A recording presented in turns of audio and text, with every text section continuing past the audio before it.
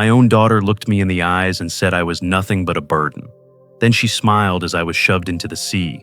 In that moment, the weight of betrayal cut deeper than the ocean ever could, and I knew the world I had trusted was gone. Before we dive into today's story, I recommend you hit that subscribe button and turn on the notification bell so you never miss a new story filled with drama, resilience, and unexpected twists. If you enjoy this video, type 1 in the comments.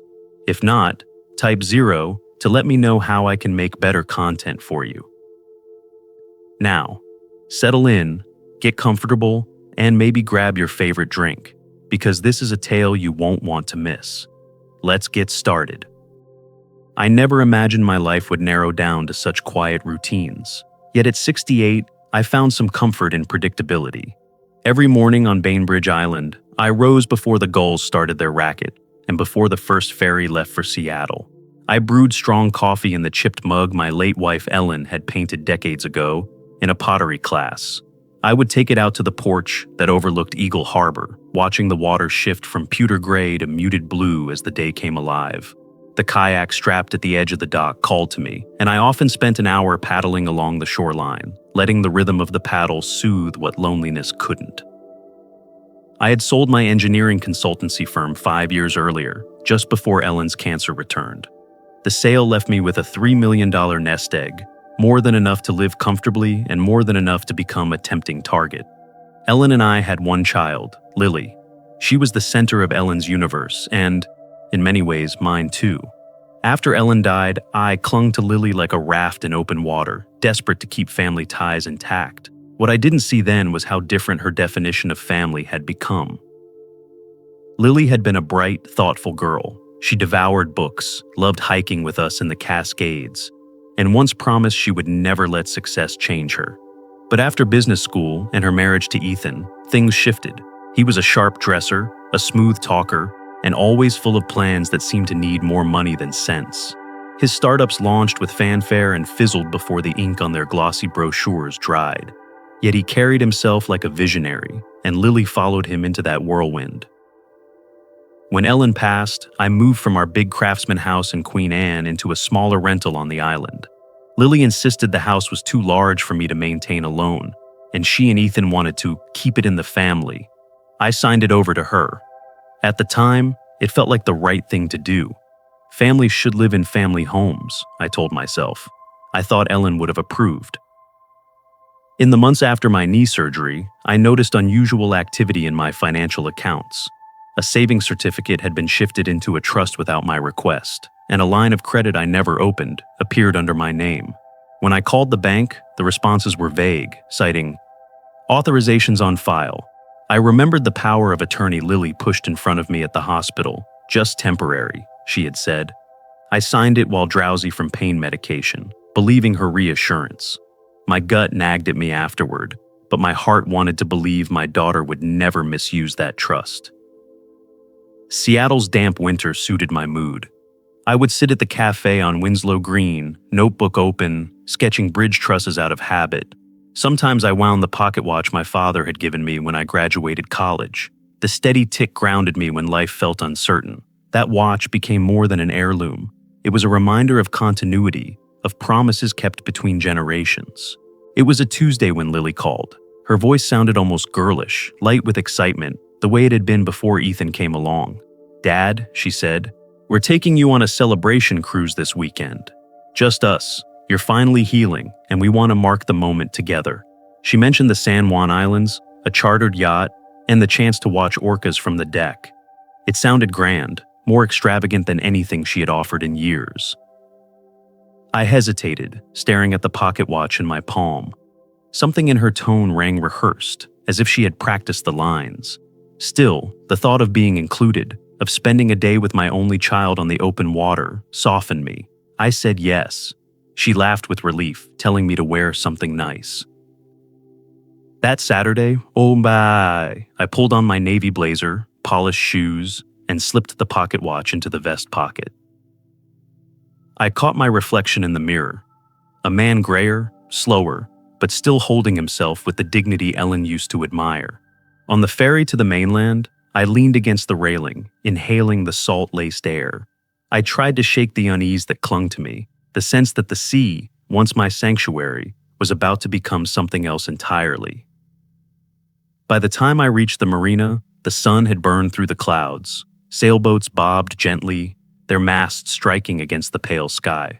I felt proud, almost giddy, to see Lily waiting on the dock, her smile wide and practiced. Ethan stood beside her in sunglasses, gesturing toward a sleek yacht, as though he owned the ocean itself. For a fleeting moment, my heart swelled. Perhaps this really was just a family outing, a chance to stitch together frayed edges. But as I stepped onto the gangway, the pocket watch ticked loudly in my vest, each second sounding like a warning. I could not yet name the danger, but I felt it. I didn't know then that the sea I loved would soon turn into the stage for betrayal, one that would strip the word family of every illusion I still held. If you're still watching and feeling the weight of this betrayal, comment number 1 below so I know you're with me.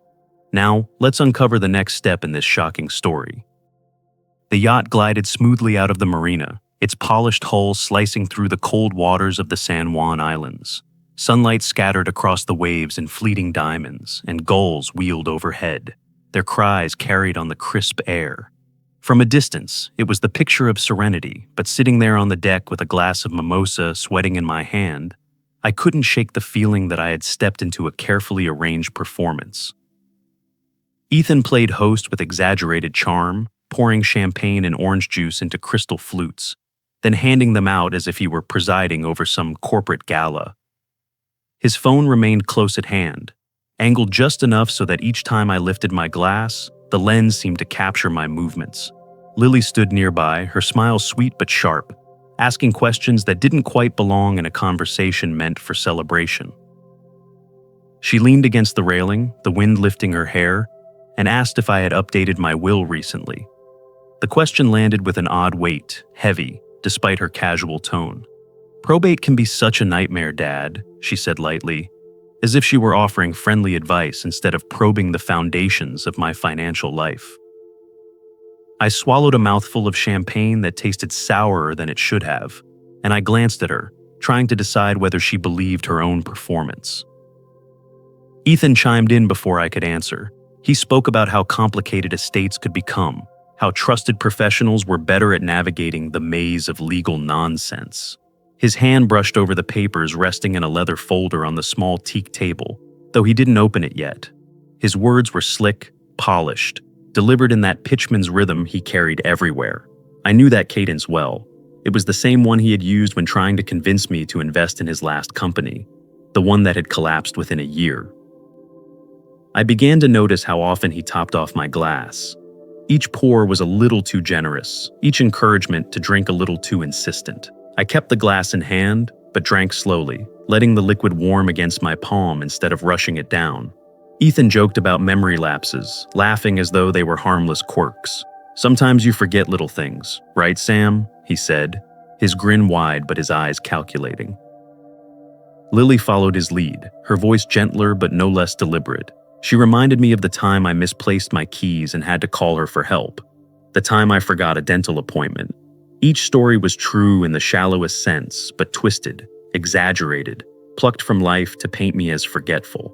I felt the sting not because I had lost keys or missed appointments, everyone did, but because I recognized the pattern. These were rehearsed anecdotes, stories chosen to reinforce a narrative. The pocket watch in my vest felt heavier with each passing minute, its ticking loud against my chest.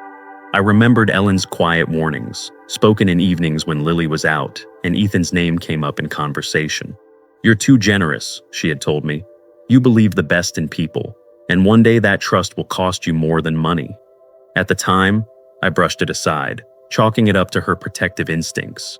Now, with the ocean stretching endlessly around us and my daughter steering conversations toward inheritance, those words returned like a tide I couldn't stop.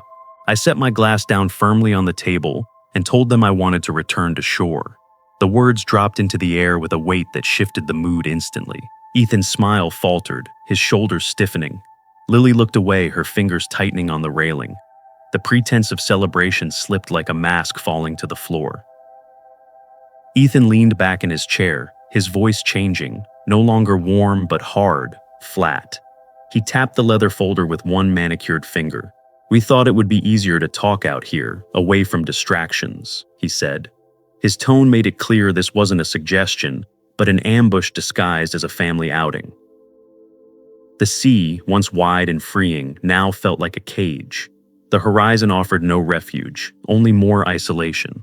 I glanced at the folder, at Lily's downcast eyes, and at Ethan's calm, predatory smile. My mind raced, but outwardly I remained still.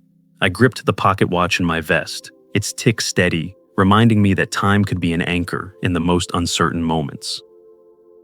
I repeated my demand to go back, quieter this time, controlled, though the steel in my voice was unmistakable. Ethan's eyes narrowed, and for the first time since I stepped onto the yacht, he dropped the pretense entirely. He leaned forward, voice low and deliberate. "I'm afraid that's not going to happen, Sam." The sound of the waves against the hull filled the silence that followed. The celebration was gone. In its place stood something darker, more deliberate, and far more dangerous. If you're still here and sensing that something dark is about to unfold, drop a number 2 in the comments to let me know you're following along. Let's dive deeper into the twist. The water stretched in every direction, steel gray under a sky that seemed to press down with the weight of clouds. The yacht had glided farther from land, until the shoreline was only a faint smudge on the horizon.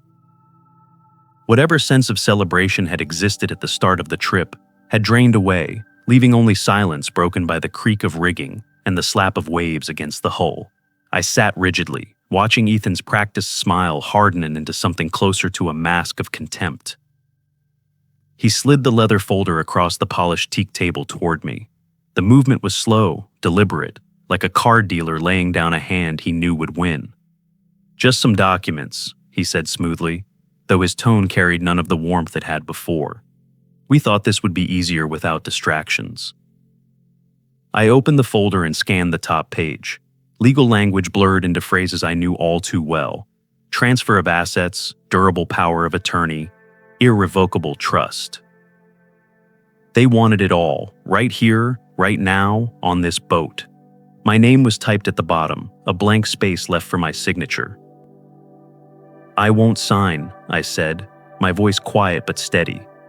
I pushed the folder back across the table. "Not today. Not ever." Ethan's smile faltered, his jaw tightened, and the charm drained from his face like color washing out of a photograph. Lily stood behind him, eyes fixed on the horizon, her silence more damning than any words she might have offered.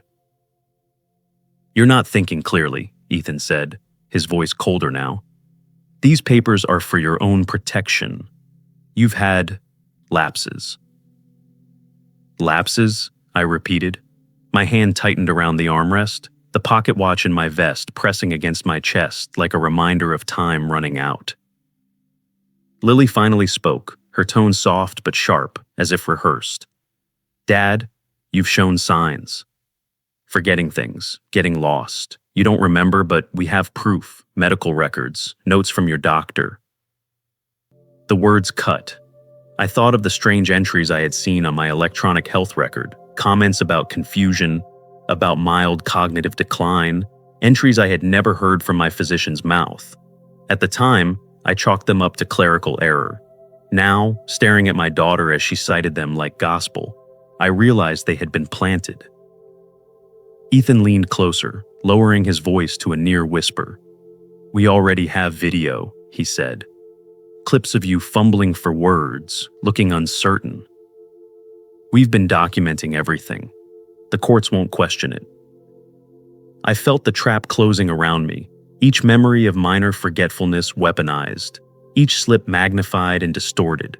Lily raised her phone, angling it as if to snap another casual selfie, but I saw the lens capture me instead, hunched and weary, champagne glass half full at my elbow. They were building their case even now, brick by brick, turning my life into evidence against me. I set my jaw. "You think you can strip me of everything I worked for, everything your mother and I built, by twisting paperwork and staging performances? You think that's love?" Lily flinched, just barely, but her resolve held. "It's for your own good," she said. and the phrase struck me harder than Ethan's threats. The ocean pressed in around us, vast and unfeeling. My throat tightened, but anger steadied me. I pushed my chair back and rose, the ache in my knee sharp but grounding. I looked Ethan in the eye. And if I refuse? Silence stretched across the deck. Ethan leaned back in his chair, expression unreadable. Lily moved behind me, her steps soft against the deck. I felt the warmth of her presence at my shoulder before I heard the words. "Accidents happen at sea," she whispered. The shove was subtle, just a shift of weight against my already unsteady frame. My body tilted, balance lost, and the world tilted with me. The railing caught me for half a second before gravity took over, and then I was falling. The cold Atlantic, no, the cold Pacific, hit me like a wall of knives. My blazer dragged at my shoulders, shoes pulling me down. Water filled my ears, muffling the world into a roar. I kicked desperately, breaking the surface long enough to gasp. Above me, the yacht loomed. Ethan's voice floated down, theatrical. "Dad! Oh God, Dad!" It was meant for the record, for any listener who might later hear his grief. But I also caught Lily's sharper tone, hushed and hurried, speaking into her phone.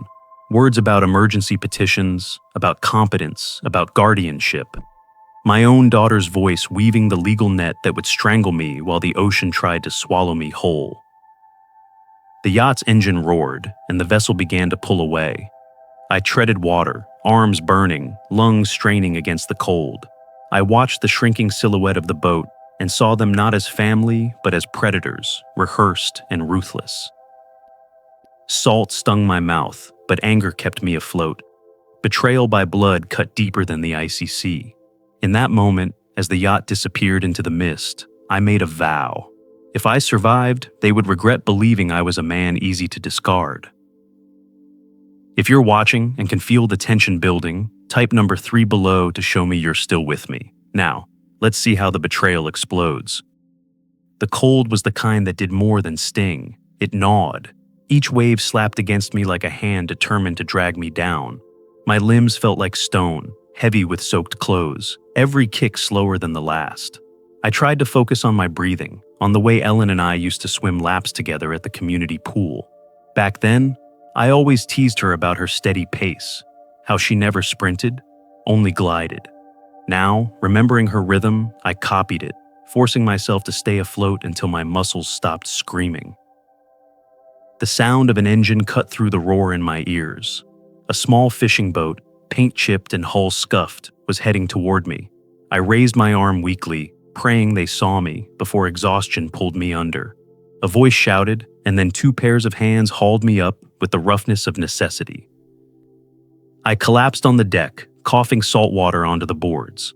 Above me, the lined face of a man with a weather-beaten cap studied me with suspicion, while a younger woman, maybe 19, pressed a blanket against my shoulders. "What in God's name are you doing out here dressed like a banker?" the man barked. I swallowed hard, teeth chattering. They tried to kill me," my voice cracked. "My daughter, my son-in-law. Please, don't call the Coast Guard. Not yet." The girl's eyes widened. The older man narrowed his. "You need a hospital," he said flatly. "No," I rasped. "If they know I survived, I'll never stop them. Please." For a long moment, the man said nothing, only searched my face as though measuring truth against desperation. Then he grunted, pulling the blanket tighter around me. "Name's Noah Delgado. This is my granddaughter, Maya. You've got one hell of a story to tell, mister." Back at the dock, they guided me into a shack that smelled of salt, oil, and wood shavings. Maya brewed tea in a dented kettle, while Noah handed me dry clothes from a trunk. When warmth finally seeped back into my fingers, I told them the truth. How my daughter Lily and her husband Ethan had lured me onto a yacht under the pretense of celebration, how they shoved me overboard, and how I was certain they wanted my fortune more than my survival. Maya's hand flew to her mouth. "Your own daughter?" Noah shook his head slowly. "The world's full of greed, but blood doing that to blood..." He didn't finish the sentence. I asked for a phone. My first instinct was to call my banker. The line rang twice before a polite but firm voice told me my accounts were restricted pending guardianship proceedings. My attorney's office didn't even ring. The number was disconnected, or maybe redirected. The realization settled like lead in my stomach. They had already moved. They were using paperwork, false records, and the legal system itself to erase me. At Noah's insistence, we took a ferry to Port Townsend. He led me to a weathered boathouse on the edge of the harbor, a place he said belonged to a friend who owed him favors. It was sparse but safe, off the grid. There, I ate the first solid food since the morning, bread and chowder reheated on a small stove. As I ate, I began to write. Every detail, every odd remark from Ethan, every staged anecdote Lily had brought up, every date when something seemed off. My training as an engineer returned unbidden. I organized it like a case study, methodical and exact. When Noah produced an old laptop, I tried logging into my medical portal. The screen confirmed my fears, notes describing mild cognitive impairment, confusion observed, patient exhibits early dementia. I hadn't heard any of this from my doctor, but there it was, stamped in digital ink. And worse, I saw a notice of an upcoming guardianship hearing in King County, scheduled within days. They were moving fast to declare me incompetent, to seize control of everything before I could raise a hand in defense. Frustration tore at me. I slammed the laptop shut, the sound echoing off the boathouse walls. I had thought a phone call, a login, a quick correction would expose their scheme, but each path was blocked, each door locked before I reached it. My first efforts to fight back had failed before they began. Maya set a hand on my shoulder. "So, what are you going to do?" I stared through the cracked window at the harbor lights flickering on the black water. My hands tightened around the blanket. "They think I'm dead," I murmured. "So, I'll use that. I'll let them bury me on paper, and then I'll build something they'll never see coming." The words tasted bitter but strong, like steel in my mouth. For the first time since falling into the water, I felt the burn of determination rising above fear. If you're still following this story and can't believe how far it's gone, comment number 4 right now.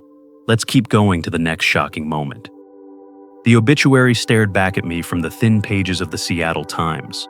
My name was there in bold, followed by a neat summary of my life.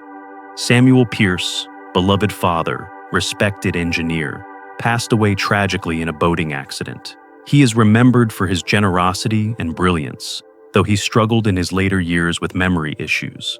My hand tightened on the paper until it crinkled. They had buried me without soil, with ink instead.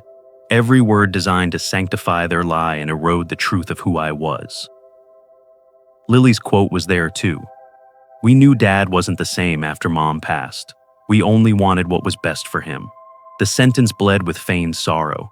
Ethan's photo, sharp suit and somber tie, accompanied a short note about carrying on Sam's legacy with responsibility.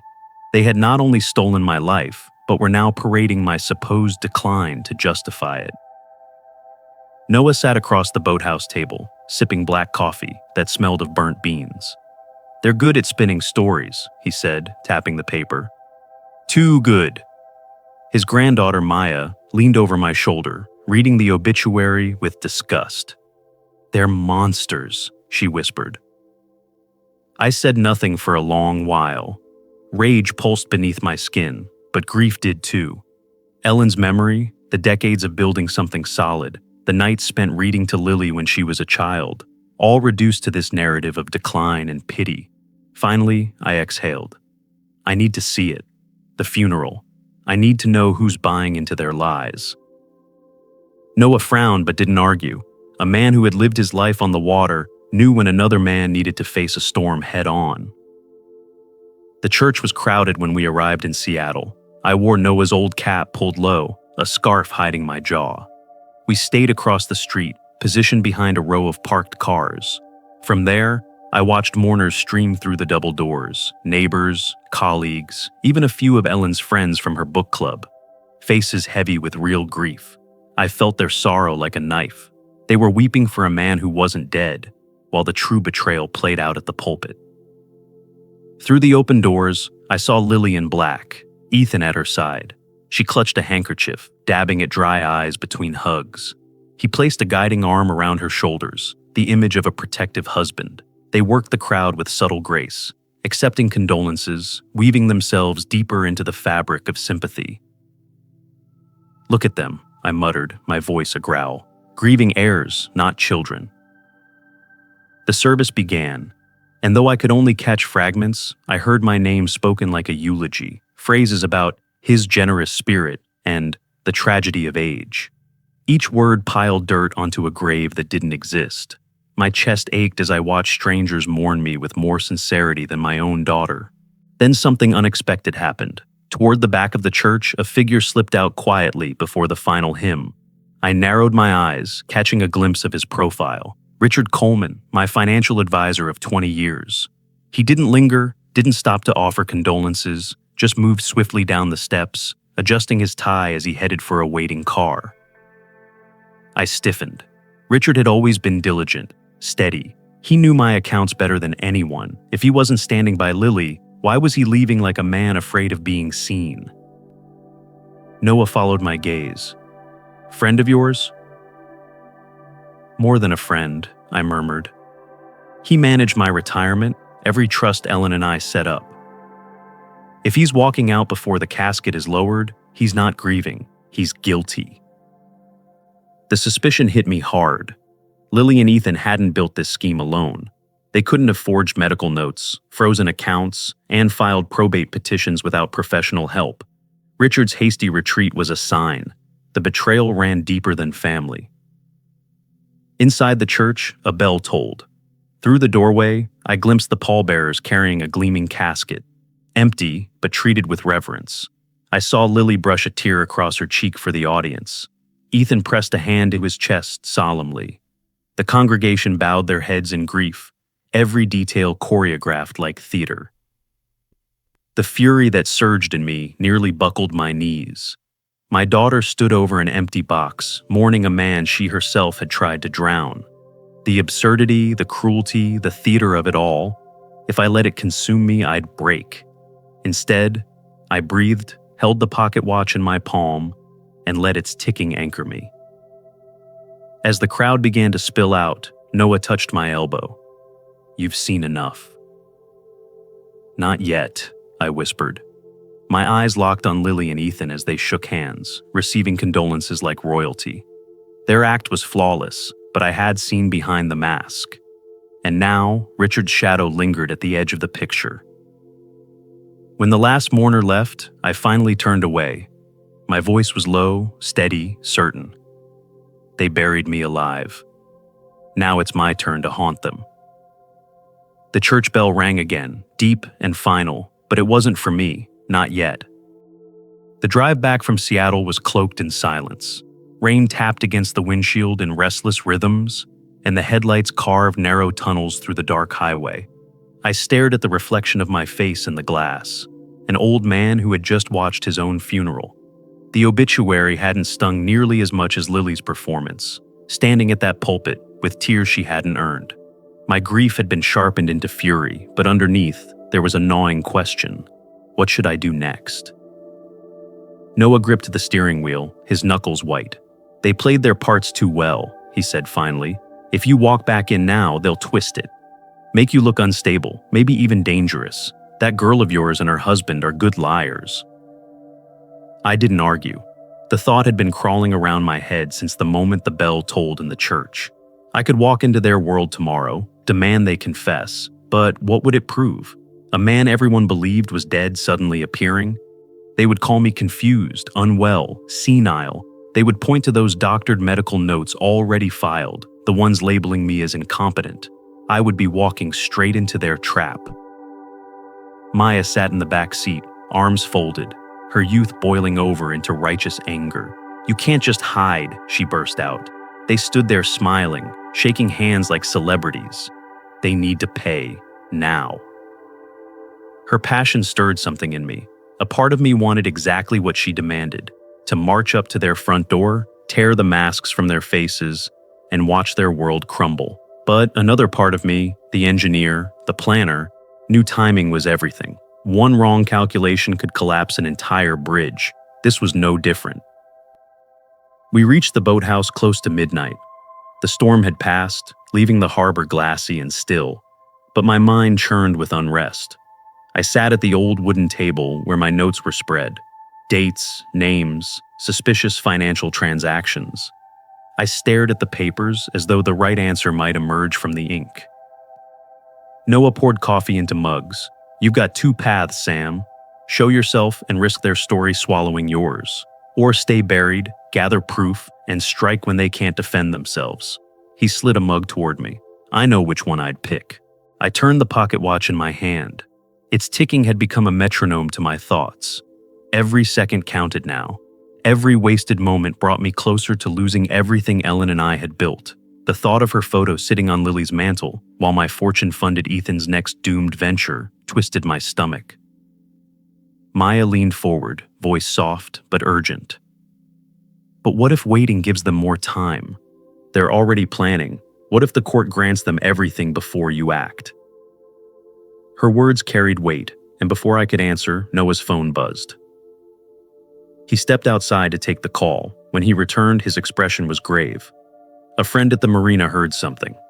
Your daughter and son-in-law are meeting with your advisor, Richard Coleman, and a probate lawyer in 2 days. They're finalizing papers. Richard. The image of him slipping out of the church surfaced in my mind, hurried, guilty. I had trusted that man with every financial move for decades. If he was sitting at their table now, the betrayal cut nearly as deep as Lily's. The choice crystallized. I could confront them, reveal I was alive, and try to derail their scheme in the open. But that would hand them the very narrative they wanted, an old man raving, confused, out of his depth. Or I could remain the ghost they had created, use my invisibility to gather evidence, and make my return not as a grieving father, but as the executioner of their lies. I closed the pocket watch, the snap echoing through the room. I'll stay dead, I said, my voice low but certain. They buried me alive, and now I'll use that. We'll watch them, follow their moves, collect every scrap of proof. When the time comes, they won't just lose my money, they'll lose everything. Maya exhaled sharply, both relieved and frustrated. Noah gave a short nod, as if he had been waiting for me to choose what he already knew was the only viable path. We laid out the plan under the dim light of the single hanging bulb. Noah would tap his network of dock workers and marina owners to track Ethan's yacht movements. Maya would help me document the lies in my medical records, photographing each falsified note and logging dates. And I would prepare to shadow Richard, the man who had once been my most trusted advisor, now perhaps my most dangerous enemy. The harbor outside was calm, the kind of deceptive stillness that hides unseen currents. I rose from the table, stepping to the window. My reflection stared back, lined and tired but not broken. I whispered to it, to the night, to the water.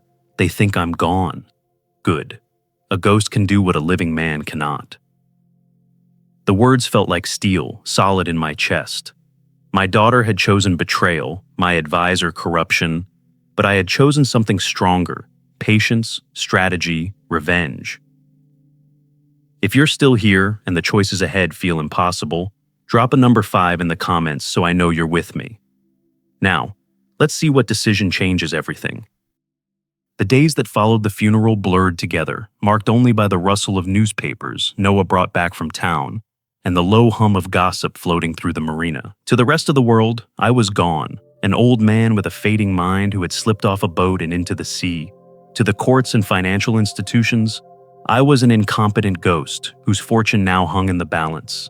Every headline, every article carried the same refrain: tragic death, grieving heirs, declining mental health. I read each line as if it were a blow. One local blog speculated that my condition had been worsening for years, citing unnamed sources who claimed I repeated stories, forgot names, wandered aimlessly.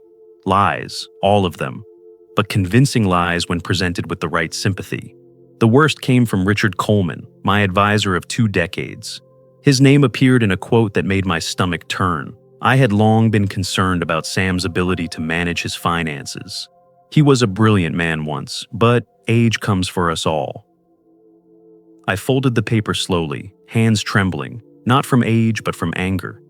Richard hadn't just stood aside. He had lent his credibility to their narrative. His betrayal cut as deeply as Lily's.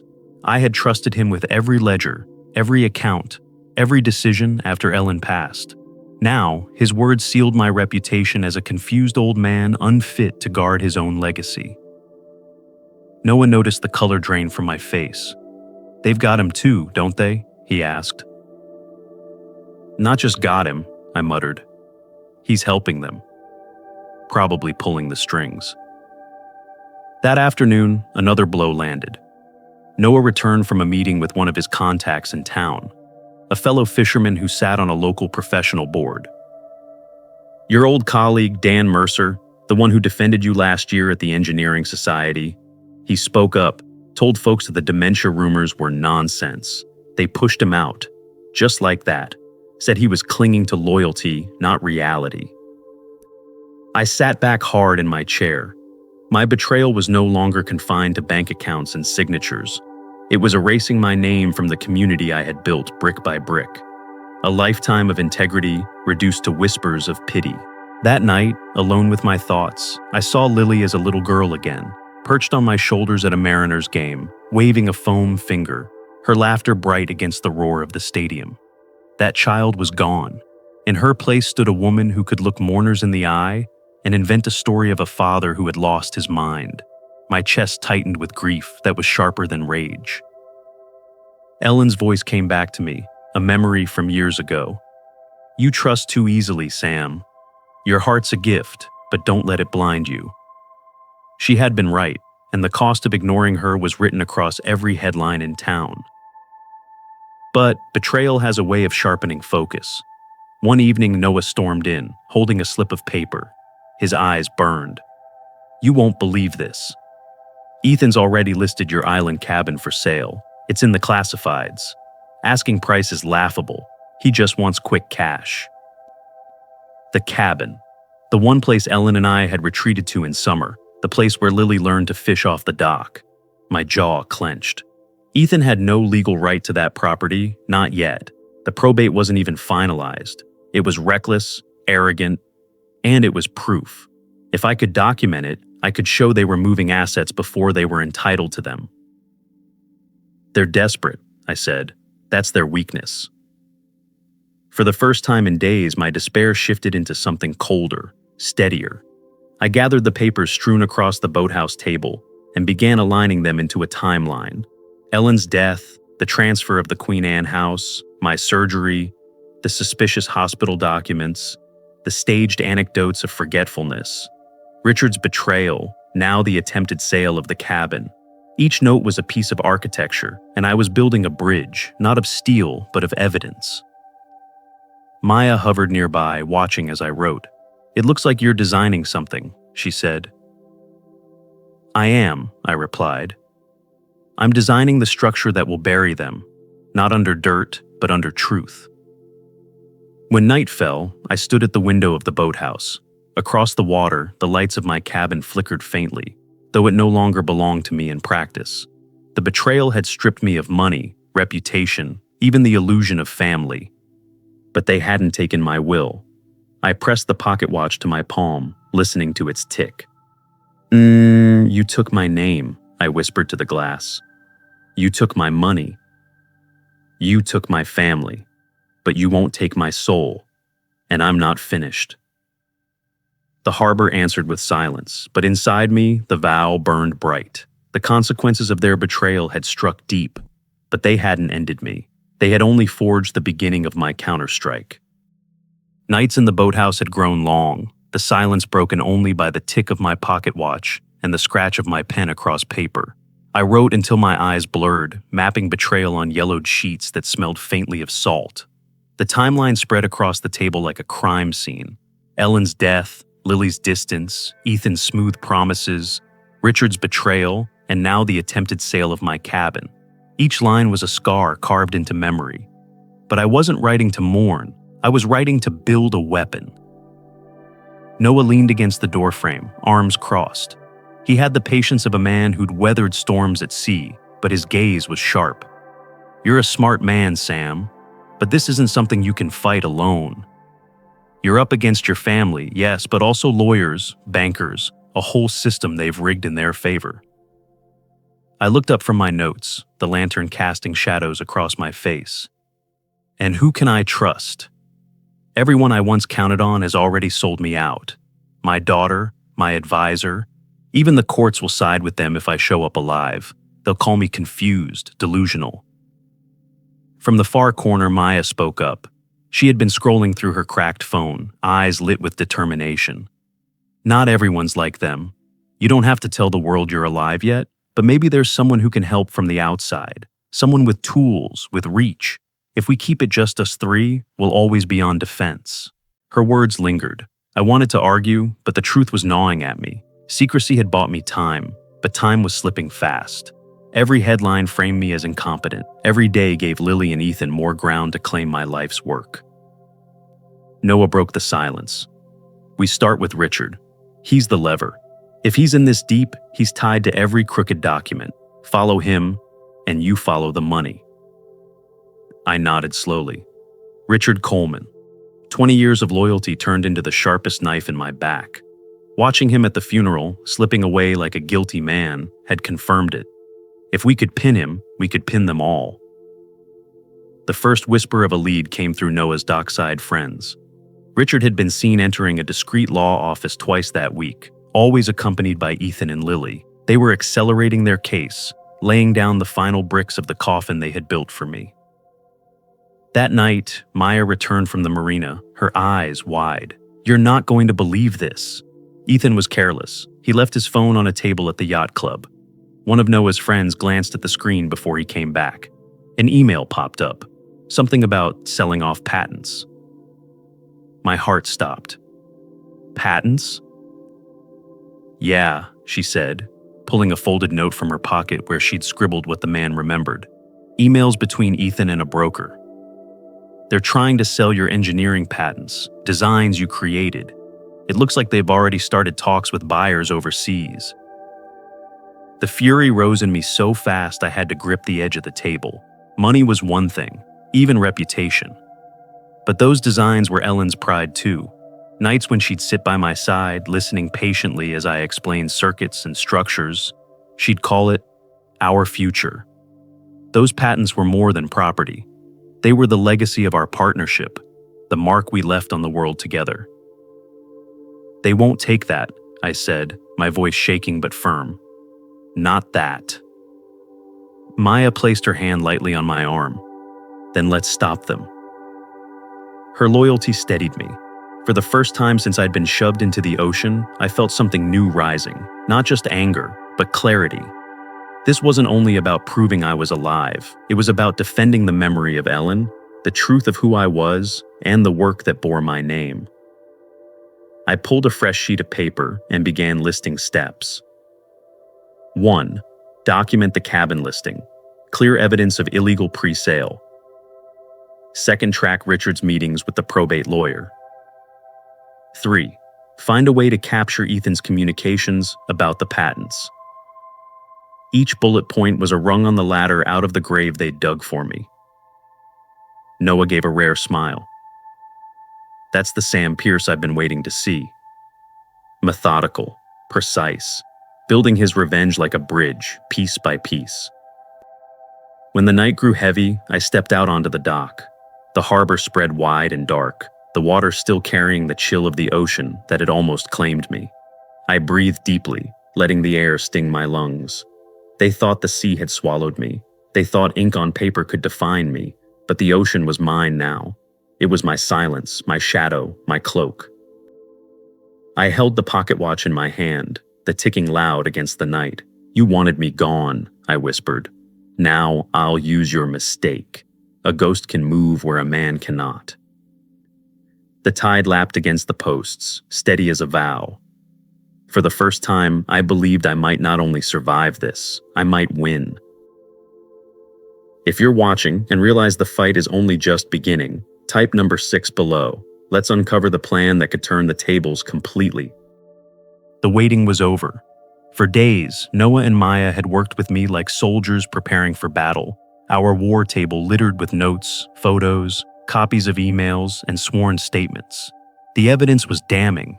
Ethan's reckless listing of my island cabin, Richard's meetings with the probate lawyer, and witness accounts of Ethan trying to sell my patents. Every piece was proof not only of greed but of conspiracy. Still, I felt the weight of time pressing hard against my shoulders. The probate hearing was imminent, and if we missed this window, my life's work and Ellen's memory would be stolen for good. Noah slid a folder toward me one evening, his calloused fingers steady. "This isn't just paper," he said. "It's the rope they've tied around their own necks." But paper alone wasn't enough. I knew that. Too many schemes had been buried under legal jargon and courtroom tricks. What I needed was an authority that couldn't be swayed by Lily's crocodile tears or Richard's polished lies. That's why, for the first time, I let my circle of trust expand. Through one of Noah's contacts, a retired Coast Guard officer, we reached out to a federal investigator who had been quietly tracking elder financial fraud. When he saw our documents, his skepticism dissolved into shock. This is bigger than a probate scam," he admitted. "This is attempted murder." He promised swift action. The night before the hearing, I felt a gnawing urge to do more. So, against Noah's warnings, I went back to my cabin. The place smelled of cedar and salt, the memories of summers with Ellen pressing close. It was still mine, though Ethan's classified ad said otherwise. From my coat pocket, I pulled a small recording device Maya had procured. I tucked it behind a shelf near the fireplace, its lens pointed toward the living room.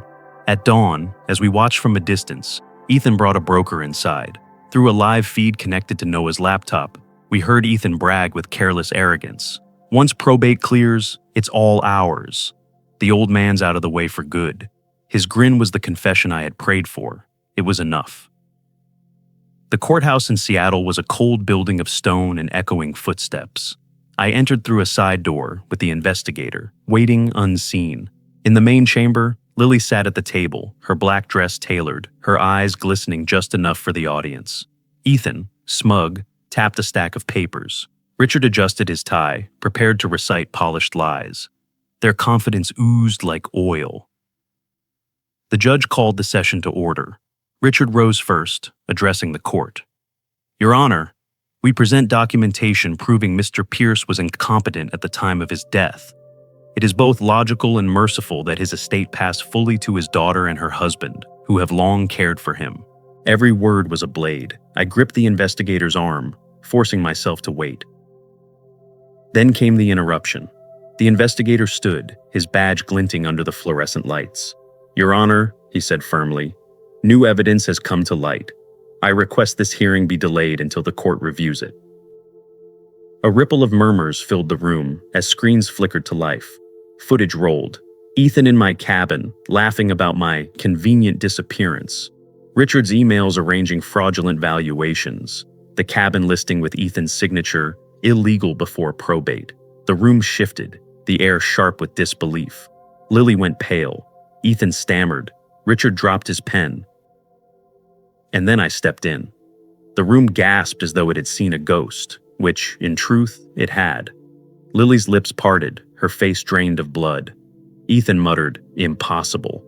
Richard looked like a man who had just seen the gallows. I stood straight, my voice steady though my heart pounded. Not impossible. Alive. Alive despite their best efforts to drown me. Alive to watch them sell what wasn't theirs. Alive to hear my advisor of 20 years slander me as incompetent. And alive to see justice done. The judge, wide-eyed, demanded silence. "Mr. Pierce, you are alive?" I nodded. "Very much alive. And I have been forced into hiding because my own daughter and her husband tried to kill me." My words rang against the chamber walls. They buried me with lies, but I dug myself out with truth. For a long moment, the room was frozen in stunned silence. Then the judge's gavel slammed. "Bailiff, take these individuals into custody pending charges of fraud, conspiracy, and attempted murder." The clatter of handcuffs followed. Lily's face twisted, not into remorse, but into rage. Ethan's shoulders slumped, as if the weight of his arrogance had finally crushed him. Richard tried to speak, but his voice broke under the weight of his own betrayal. I walked out of the courthouse into the sunlight, the sky clear, the air brisk. My chest ached with exhaustion, but for the first time in weeks, I could breathe freely. The world had seen the truth. I was no longer a ghost. The courthouse had given me vindication, but not joy. When Lily, Ethan, and Richard were led away in handcuffs, I didn't feel triumphant. I felt hollow. Weeks of hiding, of being treated like a ghost, had drained me. The sunlight outside that stone building felt sharp on my skin, but the weight on my chest remained. Back at the boathouse, Noah brewed bitter coffee, while Maya sorted through the evidence we had used to expose the scheme. We had won the first battle, but there would be trials, hearings, lawyers spinning their webs. Still, the worst was over. For the first time in weeks, I allowed myself to rest without listening for footsteps on the dock. But rest did not erase grief. Lily was still my daughter in blood, but no longer in anything that mattered. In court, I had seen not sorrow, not shame, but fury. She had chosen greed over love, and that choice severed something permanent. Ethan might have whispered in her ear, but she had listened. The memory of carrying her on my shoulders at baseball games, of her laughter ringing in my ears, hurt more than the ocean that had nearly claimed me. I thought of Ellen often in those quiet hours. She had warned me, trust, but never blindly. I had waved it away then, but now her words rang like truth carved into stone. I whispered thanks into the still air, knowing she had been right all along. This ordeal wasn't just mine. I realized how easily others my age could be trapped by the same lies. Claims of dementia, forged signatures, power of attorney slipped in under the guise of help. My story could serve as a warning, proof that silence only empowers betrayal. If survival had given me a voice, then I had a duty to use it. A week later, Noah and Maya drove me to Ellen's grave. The air was damp with Seattle mist, the grass still wet from overnight rain. Maya placed Lily's, Ellen's favorite, on the stone, while Noah stood quietly with his cap in hand. I knelt and touched the cool granite. "Ellen," I whispered, "I should have listened better." But I made it through, and I didn't do it alone. These two stood by me when family by blood turned against me. If family is measured by loyalty, then they are my family now. The words lifted some of the weight from my chest. Not healing, not completely, but steadying. I stood, pulled the pocket watch from my vest, and listened to its steady tick. Every second counted now. As we walked back to the truck, I looked once more at Ellen's grave. "I'll spend the rest of my days making sure others don't fall the way I nearly did," I promised softly. The watch ticked in my palm. The road stretched ahead, and for the first time since I was pushed into the sea, I felt not just alive but resolute. True family isn't inherited, it's chosen. Life often teaches us its hardest truths in the quiet aftermath of struggle. Betrayal, no matter how sharp, reveals something deeper than pain. It unmasks the fragile illusions we build around trust, legacy, and family. In the end, wealth and possessions prove to be fleeting. They can be stolen, squandered, or fought over. What cannot be taken is the dignity of standing firm when others seek to erase your worth. That strength, born not of bitterness but of resilience, is what endures. There comes a moment when survival transforms into something greater than simply staying alive. It becomes a testament. To endure injustice and rise again is to proclaim that truth cannot be drowned, silenced, or buried by lies. The scars left behind are not just reminders of what was lost, but markers of what was learned. That love without loyalty is hollow, that trust without vigilance is fragile, and that family is defined not by blood, but by presence, loyalty, and sacrifice. We all walk through storms that test the foundations of who we are. Some emerge broken, others hardened, and a few, through sheer will, emerge wiser. The choice lies not in avoiding hardship, but in how we respond when it comes. To retreat into despair is to let betrayal win. To rise, to reclaim one's voice, is to turn the very act of survival into a form of justice. And so the lesson lingers long after the waves settle, that resilience is the quiet victory no thief can steal, and the truest legacy is not what we leave behind in wealth, but what we carry forward in courage, integrity, and the steadfast refusal to be silenced. These turning points remind us that setting boundaries and valuing ourselves is not just an act of courage. It's the foundation of living with dignity. Now, I'd love to hear from you. What's one lesson from this story that you feel connected to, and how will you apply it in your own life? Let's grow together by sharing our thoughts. If this story resonated with you, drop a 1 in the comments. If not, feel free to leave a 0. Your feedback helps us improve. And don't forget to like, share, and subscribe for more stories that touch the heart and spark reflection. Thank you for watching, and here's to living life with strength, honesty, and authenticity.